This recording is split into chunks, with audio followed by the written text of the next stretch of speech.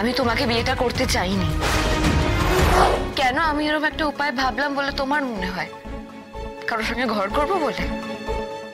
তাহলে কেন কেন আমি সুদেবের গ্রামে গাছতলায় একটা স্কুল চালাচ্ছি বাচ্চাদের নিয়ে? কেন গ্রামের বাচ্চাদের টেনে টেনে নিয়ে এসে পড়াশোনা করাচ্ছি? আমি যাকে ভালোবাসি তার সঙ্গে সংসার করছি না কেন বলো? আমার কাছে তো এটাই রহস্য, তুমি কেন অন্য একটা গ্রামে পড়ে আছো নিজের পরিচয় গোপন করে? কেন? একটা কথা বলবো অনুভব, তুমি একটা জিনিস ঠিক বলেছো, আমি তোমাকে বিয়েটা করতে চাইনি।